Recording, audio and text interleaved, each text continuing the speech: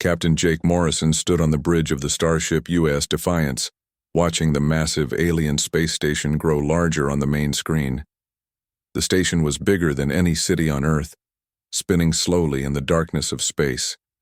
Bright lights covered its surface like jewels, and strange ships moved around it like metal fish swimming through the void. "First time seeing something like this, Captain?" asked Lisa Park, the ship's science officer. She was a small woman with short black hair and curious eyes that never seemed to stop studying everything around her. Jake nodded slowly. "Never imagined. Anything this big could exist in space. How many aliens do you think live on that thing?" "Our sensors say about 50 million, Lisa replied, checking her instruments. "Dozens of different species all working together." Kevin Torres, the security chief, walked up to them. He was a tall man with broad shoulders and worried eyes. "Captain, are you sure about this? We're just one small ship. If things go bad, then we deal with it," Jake said calmly. "Earth needs this. We need allies out here, Kevin. We can't stay alone forever." Amy Carter, their communications officer, looked up from her station. She was young, maybe 25, with bright red hair and a nervous habit of biting her lip when she was worried. "Captain, they're sending us docking instructions. Bay 7 on the lower ring." Jake took a deep breath. 3 months ago, Earth had received its first message from space. The message was simple: "New species detected. Report to Nexus Prime for evaluation and placement in the galactic community." After weeks of debate, the world's leaders had decided to send the Defiance as Earth's first diplomatic ship. The docking went smoothly. The alien bay was huge, designed to hold ships much larger than theirs. Strange machines moved around them, checking their ship with beams of colored light.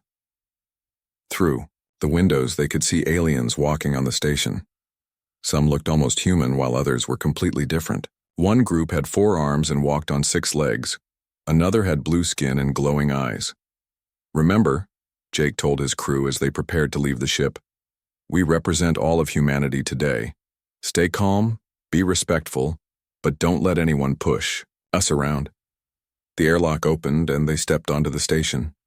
The air smelled strange, like flowers mixed with metal. The gravity felt lighter than Earth's.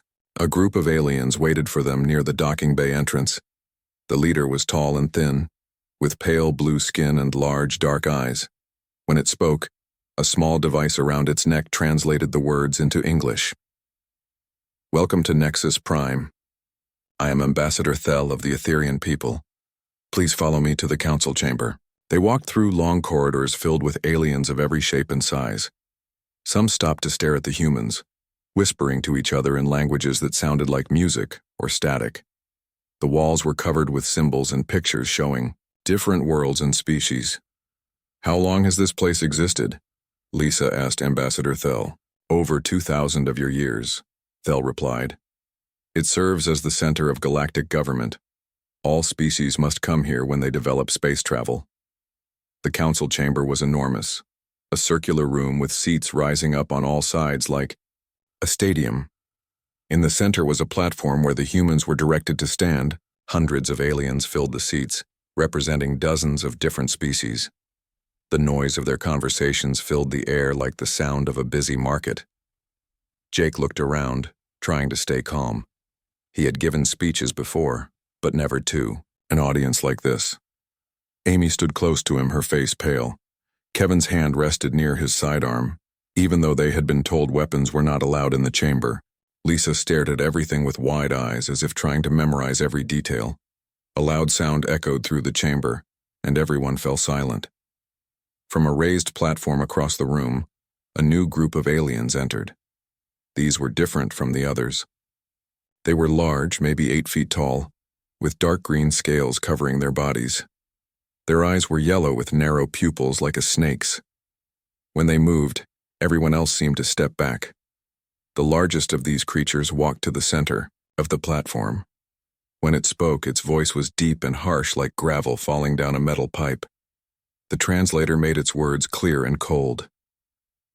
"I am War Commander Krex Vorthak of the Zephyrian Empire. We will now decide the fate of this new species called humans."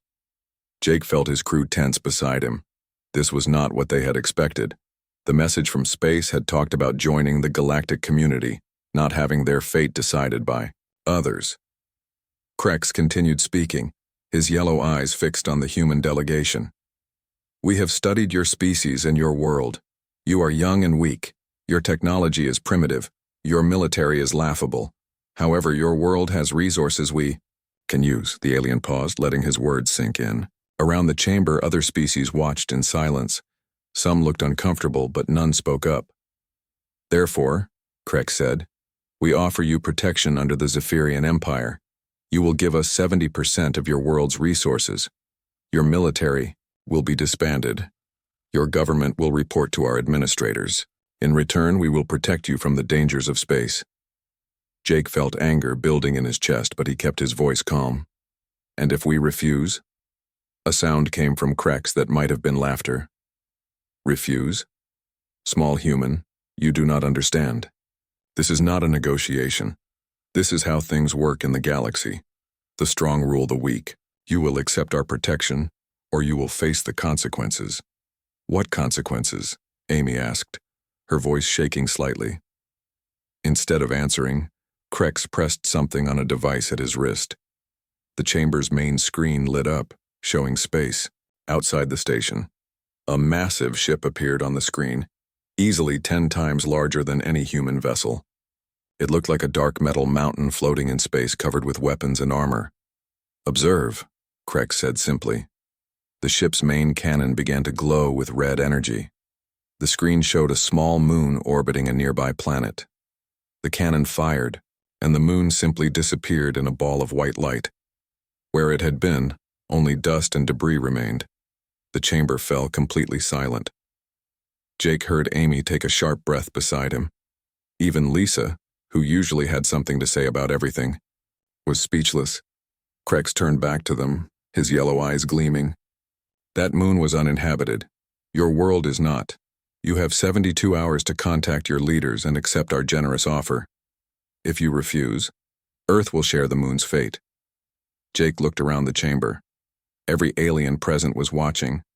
Them, waiting to see how humanity would respond. Some looked sorry for them, others seemed bored, as if they had seen this scene many times before. None looked like they would help. The war commander dismissed them with a wave of his clawed hand. Return to your ship and send our terms to your world. 72 hours, humans, do not waste them. The journey back to Earth felt longer than usual. Captain Jake Morrison sat in his command chair staring at the stars streaming past the ship's windows. The message they carried would change everything for humanity. Behind him, his crew worked, quietly at their stations, but he could feel their worry like a heavy weight in the air. Captain, Amy Carter said from her communication station, we're receiving a priority message from Earth Command. Jake straightened up. Put it through. The main screen flickered and President Helen Ross appeared. She was a woman in her 50s with gray hair and tired eyes that had seen too many difficult decisions. Behind her stood several other officials, including Admiral Roy Blake, a stern man with white hair who had spent 40 years in Earth's Space Defense Force. Captain Morrison, the president said, we received your preliminary report. Please tell me you're exaggerating about the aliens' demands. Jake shook his head slowly. I wish I was, Madam President. They want 70% of Earth's resources and complete control of our government. They gave us 72 hours to decide. Admiral Blake stepped forward. What about their military capabilities? How bad is it? Lisa Park moved to stand beside Jake. Admiral, their main ship is the size of Manhattan. The weapon that destroyed that moon could wipe out an entire continent. And that's just one ship. Our sensors detected at least 50 more vessels in their fleet. President Ross closed her eyes for a moment. When she opened them, Jake saw something he had never expected to see there. Not fear, but determination. Captain, return to Earth immediately. We're calling an emergency session of the Global Defense Council. Every nation's leaders will be there. The screen went dark.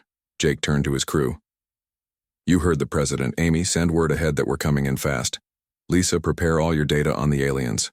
Kevin, get ready to brief security on what we saw. 3 days later, Jake stood in the United Nations building in New York. The main assembly hall was packed with world leaders, military commanders, and scientists. Everyone was talking at once in dozens of languages. The translation devices could barely keep up. President Ross called for order. Ladies and gentlemen, we face the greatest threat in human history. Captain Morrison will now brief us on the situation. Jake walked to the podium. The room fell silent as he began to speak. He told them everything about the aliens, the space station, and the Zephyrian demands. When he described the moon's destruction, several people gasped. Questions? President Ross asked when Jake finished. The president of China stood up. Captain Morrison, in your opinion, could we win a war against these aliens? Jake hesitated. Sir, with our current technology, it would be like fighting a tank with a stick. Then we have no choice but to surrender, said the Prime Minister of Britain. No. The voice came from Admiral Blake. The old soldier stood slowly, his uniform covered with medals from 40 years of service. I've fought in 7 wars. I've seen armies that seemed unbeatable get defeated by people who refused to give up. We don't surrender. We fight. Fight with what? Demanded the German Chancellor. You heard the captain. We're hopelessly outmatched. Dr. Patricia Wong, Earth's leading expert on alien biology, raised her hand. She was a quiet woman who rarely spoke at these meetings, but when she did, people listened. I've been studying the video of the aliens. There might be weaknesses we can exploit.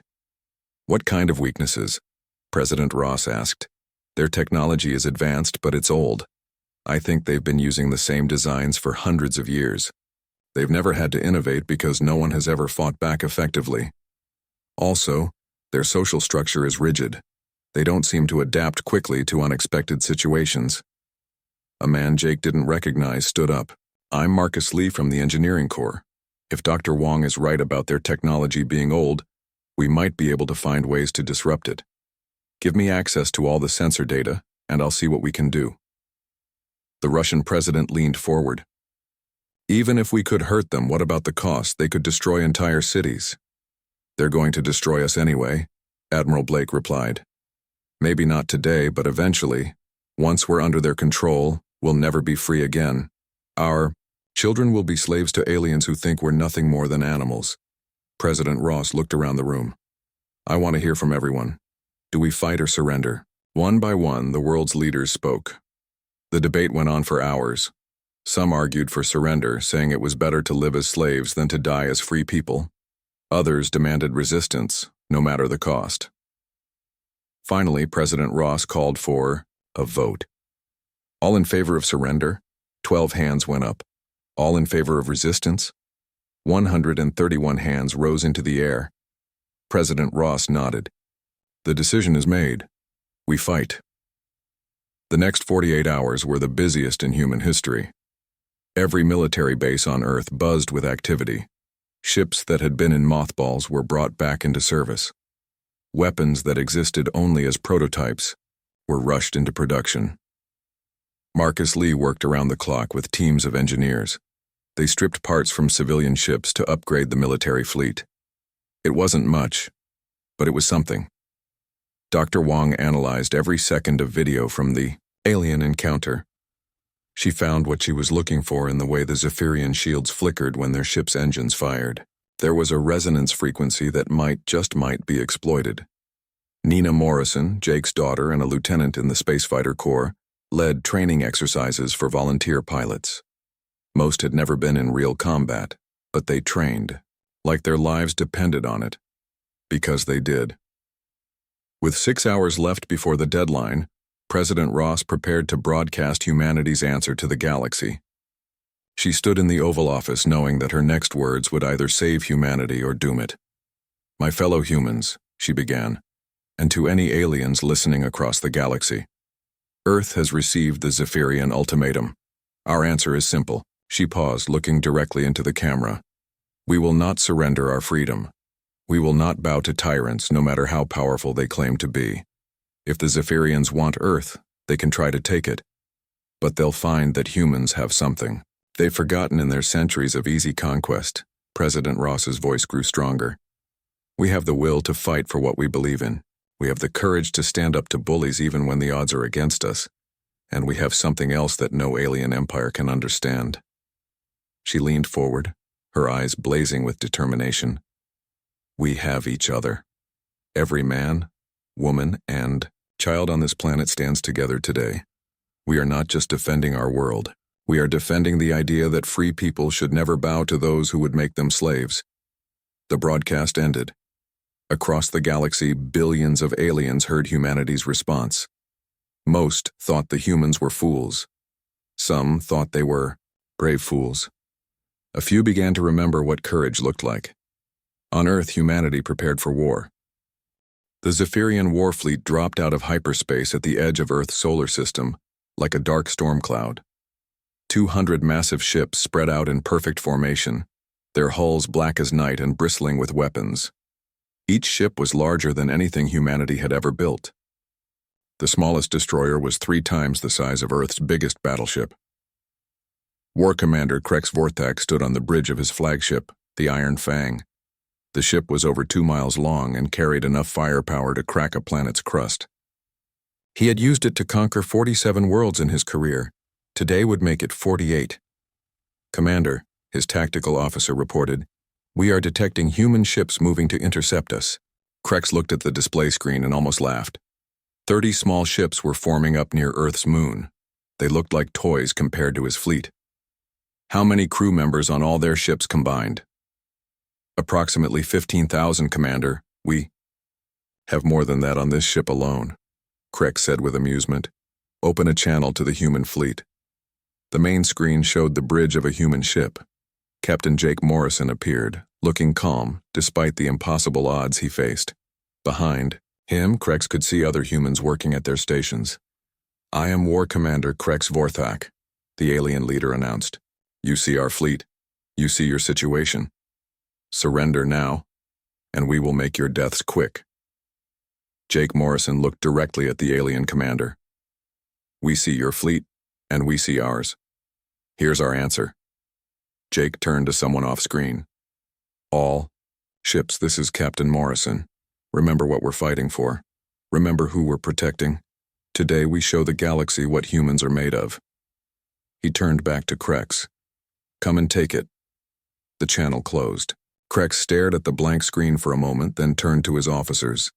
Did that primitive just challenge us? It appears so, Commander, his tactical officer replied. Destroy them, Krex ordered. All ships, open fire. The battle began with a storm of energy beams and plasma bolts. The Zephyrian ships fired together, creating a wall of deadly light that rushed toward the human fleet. Several human ships disappeared immediately, torn apart by weapons that could melt through steel like butter. But something strange happened. The remaining human ships didn't retreat. Instead, they charged forward, firing their much smaller weapons at the alien giants. Impossible, Krex muttered. They should be running. On Earth's flagship, the UES Constitution, Admiral Roy Blake watched his fleet take terrible losses. Half his ships were already gone, but the survivors kept fighting. All ships pattern Delta, hit them hard and keep moving. The human ships scattered, using their smaller size and better speed to avoid the worst of the alien fire. They couldn't hurt the big Zephyrian ships much, but they were learning. Every shot taught them something about alien shields and armor. Lieutenant Nina Morrison led her squadron of 12 fighters toward the massive Zephyrian flagship. The small craft looked like insects flying toward a mountain, but they moved fast and unpredictably. Nina, this is crazy, her wingman Tony Garcia said over the radio. That thing has more guns than our entire fleet. Then we better not give them a chance to use all of them, Nina replied. Stay close and follow my lead. The fighters dove toward the Iron Fang, weaving between energy beams that could have vaporized them instantly. 9 fighters were destroyed in the first minute, but Nina, Tony, and Rachel Kim made it through the defensive fire. There, Nina shouted, spotting an opening in the ship's armor. The hangar bay, we can get inside. Meanwhile, Dr. Patricia Wong's discovery was being put to the test.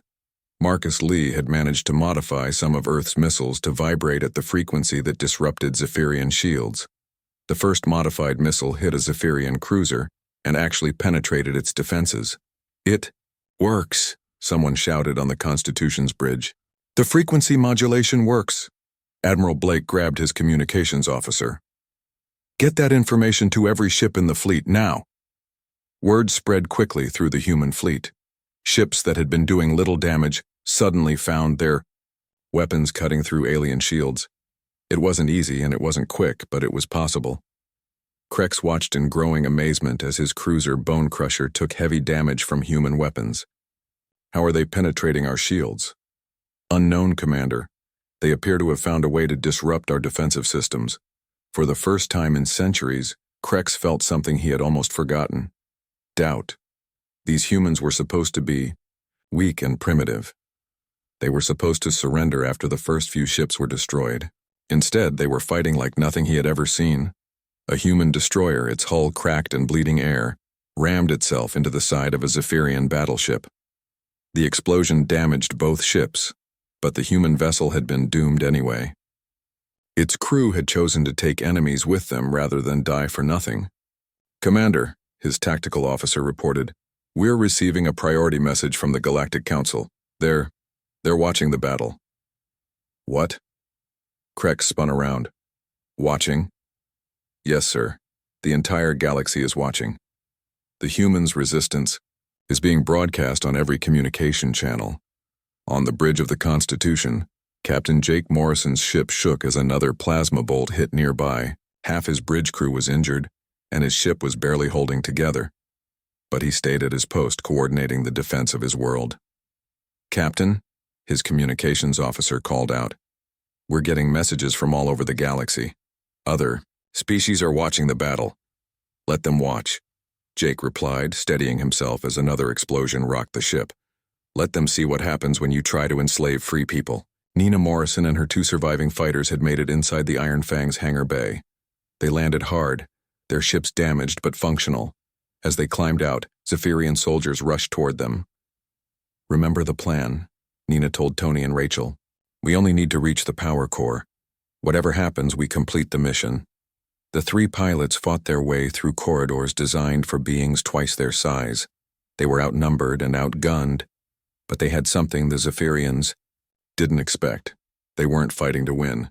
They were fighting to hurt their enemies as much as possible before they died. Back in space, the battle raged on. Human ships continued to fall, but each one took alien vessels with it.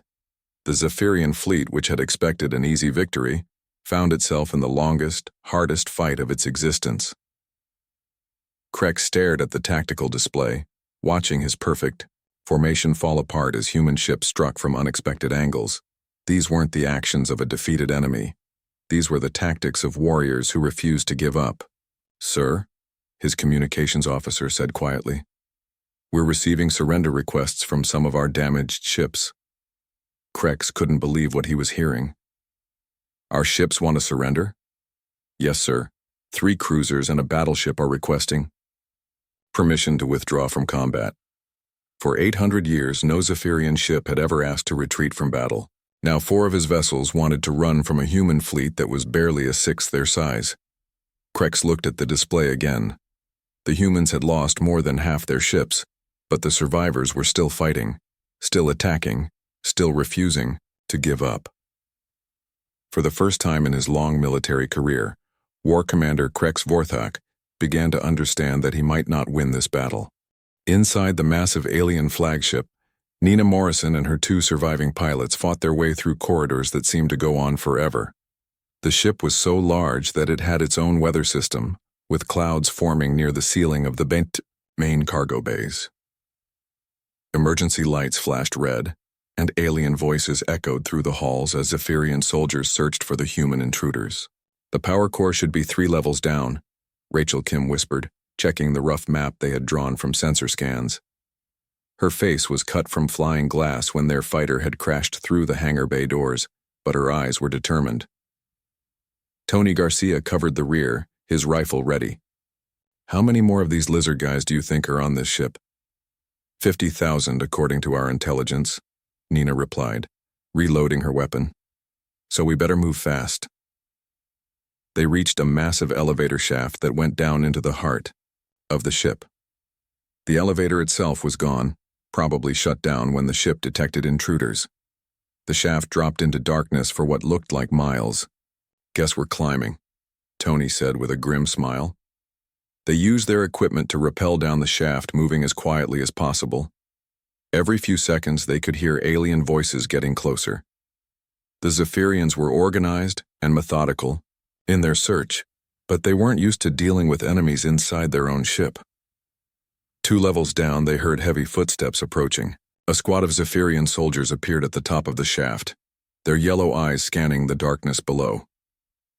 "Keep going," Nina whispered to Rachel.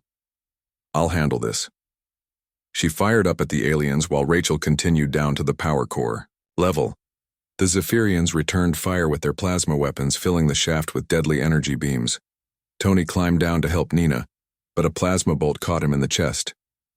"Tony," Nina shouted. Her friend looked down at her, blood on his lips but still smiling. "Get that power core, Nina, make it count." Tony pulled the pins from his last 2 grenades and started climbing back up toward the aliens. Nina watched in horror as her friend sacrificed himself to buy them time. The explosion echoed through the shaft and debris fell around her. "Nina, come on," Rachel called from below. "I found the power core room." Nina wiped tears from her eyes and continued down. She had lost too many friends today to let Tony's sacrifice be for nothing. In space, the battle continued to rage. Captain Jake Morrison's ship, the Constitution, was barely holding together. Half the bridge was destroyed and emergency power flickered on and off. But Jake remained at his command station, coordinating what was left of Earth's fleet. "Sir," his tactical officer reported, "we've lost the destroyer Michigan and the cruiser Denver. That leaves us with only 8 ships still combat-ready." 8 ships out of 30. Jake looked at the display screen showing the alien fleet. The Zephyrians had lost ships too, more than they had expected, but they still outnumbered the humans 4-1. "Captain," Amy Carter called from her damaged communication station, "I'm getting something strange from the alien flagship. Their power readings are fluctuating." Jake felt a spark of hope. "Nina." Admiral Roy Blake's voice came over the radio from his ship, the Enterprise. "Jake, we can't hold much longer. Whatever your daughter is doing over there, she better do it fast." The Enterprise was in even worse shape than the Constitution. Its main weapons were offline, and it was venting atmosphere from dozens of holes in its hull. But Blake kept fighting, using his ship's smaller guns to provide cover for the remaining human vessels. On the Iron Fang's bridge, War Commander Krex watched his tactical display with growing concern. His fleet was still winning, but the cost was higher than anything he had experienced in centuries of conquest. 15 of his ships were destroyed or too damaged to fight. The humans had accomplished something no other species had done in 500 years. "Commander," his engineering officer reported, "we're detecting unauthorized access to the main power grid. Someone is inside the ship." "Find them and kill them," Krex ordered. "Sir, we have over 300 security teams searching. The intruders are somewhere near the power core." Krex's yellow eyes narrowed. These humans were more resourceful than he had given them credit for. First, they had found a way to penetrate Zephyrian shields, and now they had somehow gotten inside his flagship. Deep in the ship's core, Nina and Rachel stood before a massive chamber filled with glowing energy conduits. The power core was beautiful and terrifying, like a small star contained in crystal and metal. The energy it produced powered the ship's weapons, shields, and engines. "How do we shut it down?" Rachel asked. Nina studied the alien technology. She couldn't read the symbols, but energy systems followed certain universal principles. "There. See those main conduits? If we overload them, the whole system should shut down to prevent an explosion." They worked quickly, using their portable charges to damage key components. The sound of approaching footsteps echoed from the corridor outside. "They found us," Rachel said. Nina finished setting the last charge. 10 seconds to detonation. We need to get out of here." They ran for the exit, but Zephyrian soldiers blocked their path. Plasma bolts filled the air around them. Rachel cried out as an energy beam caught her arm, spinning her around. "Rachel!" Nina grabbed her friend and pulled her behind a piece of machinery. "I'm okay," Rachel gasped. "Just my arm. The charges are still going to blow, right?" Nina checked her timer. 5 seconds. The explosion shook the entire ship. Lights went out throughout the Iron Fang as the main power core shut down automatically to prevent a chain reaction that could destroy the vessel. Emergency power kicked in, but it was only a fraction of the ship's normal energy output. On the bridge, Krex felt his flagship shudder and die around him. The main weapons went offline. The shields flickered and failed. The mighty Iron Fang, terror of 50 worlds, drifted helplessly in space. "Damage report," Krex shouted. "Main power is offline, sir. Weapon systems are down. Shields are at 15% and falling. The humans destroyed our primary power core." Krex stared at the display screen showing the human fleet. Captain Morrison's damaged ship was turning toward the Iron Fang, its remaining weapons charging for what looked like a final attack. For the first time in his life, War Commander Krex Vorthak faced the possibility of defeat. Not just defeat, but destruction at the hands of a species he had dismissed as primitive and weak. "Sir," his communications officer said quietly, "the human captain is sending us a message."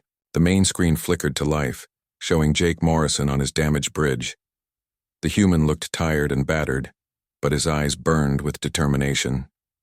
"War Commander Krex," Jake said, "your flagship is defenseless. We could destroy you and your 50,000 crew members right now, but we're not monsters like you." Jake leaned forward. "Here's our offer. Withdraw your fleet from Earth space and we'll let you live.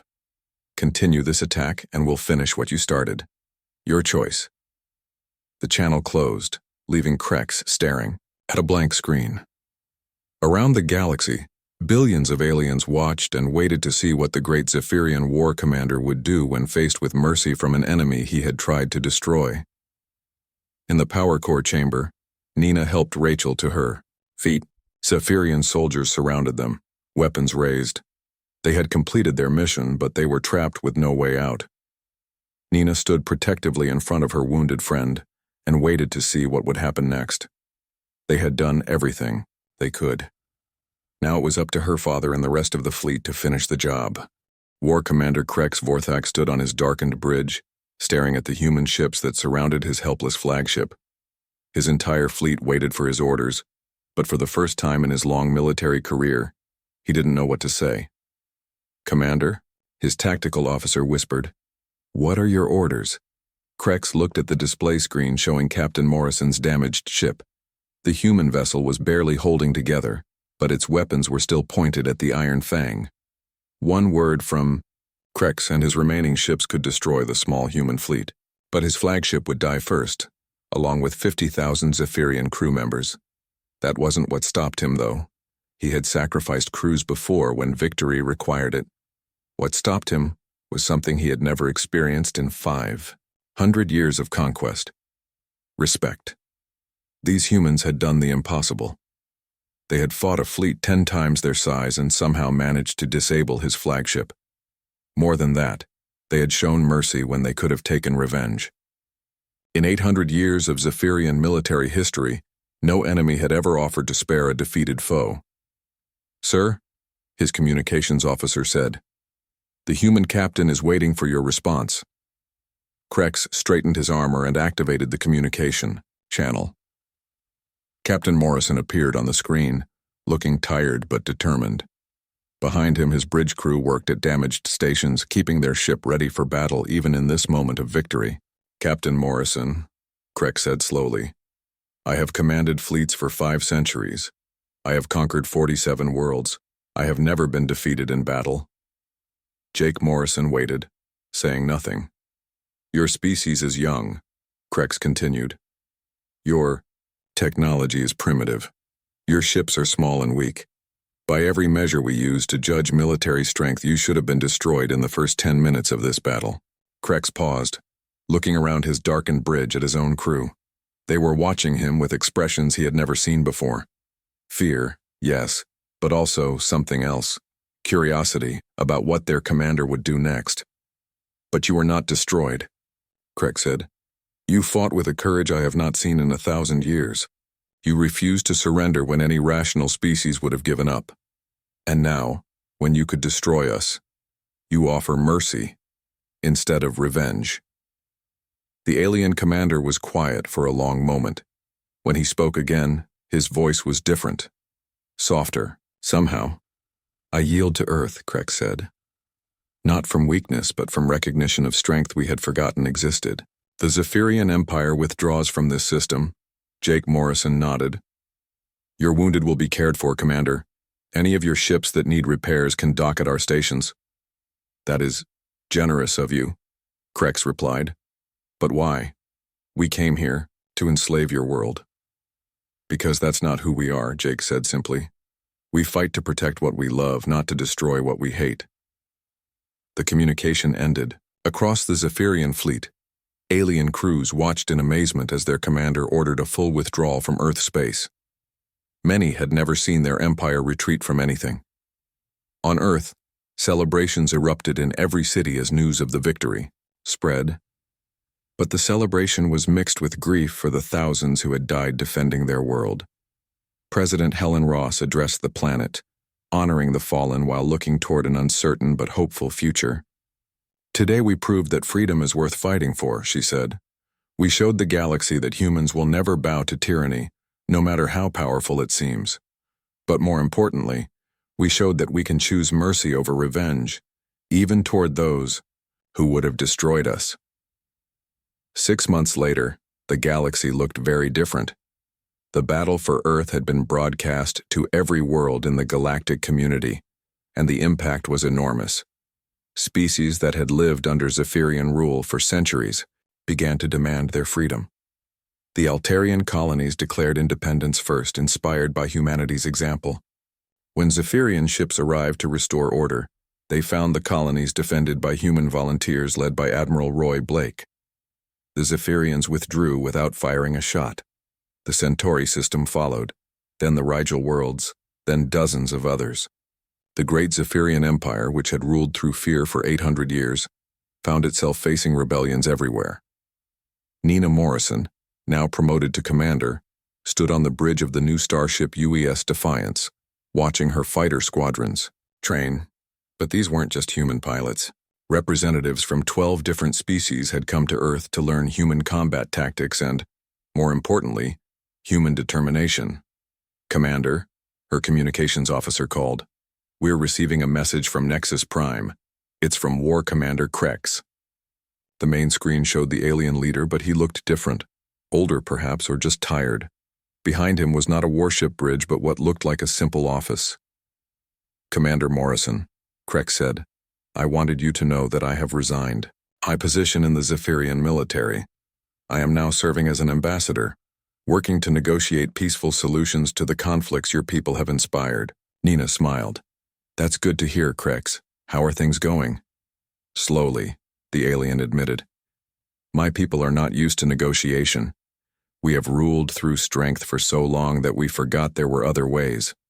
But we are learning. Learning what? Nina asked. That true strength is not the ability to destroy your enemies, Krex replied. True strength is the ability to turn your enemies into friends. It is something humans seem to understand naturally. The channel closed, and Nina turned back to watch, her mixed squadron of human and alien pilots training together. They were preparing for a different kind of mission than the one her father had faced 6 months ago. These pilots would defend other worlds that were fighting for their freedom. On Nexus Prime, the Galactic Council had been reformed. Instead of the Zephyrian Empire making decisions for everyone, representatives from all species now had equal voices. President Helen Ross sat at the council table as Earth's ambassador, working to create a new kind of galactic government based on cooperation instead of domination. The change hadn't been easy. Some species resented humans for disrupting the old order. Others worshipped them as liberators. Most simply tried to understand how one small world had changed everything. Dr. Patricia Wong, now Earth's chief xenobiologist, published her famous study titled The Human Factor: Why Determination Matters More Than Technology.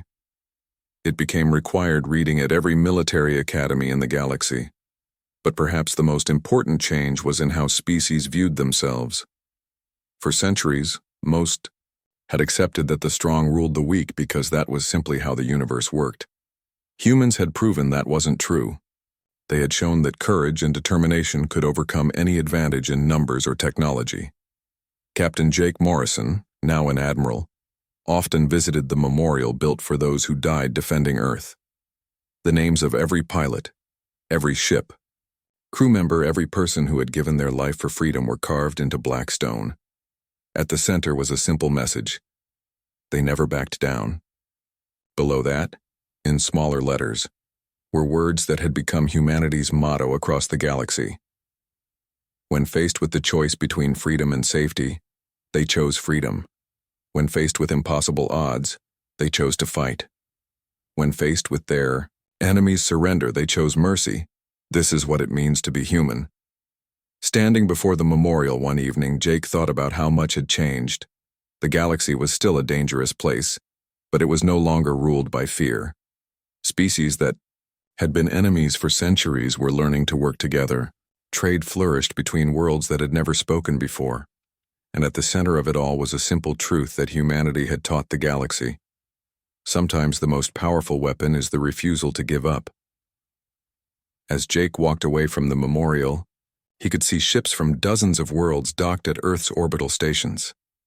Former enemies working side by side with former victims, all because one species had looked at impossible odds and said two simple words: come and take it. The galaxy had learned that humans never back down. More importantly, they had learned that they didn't have to back down either. That lesson would echo through the stars for generations to come.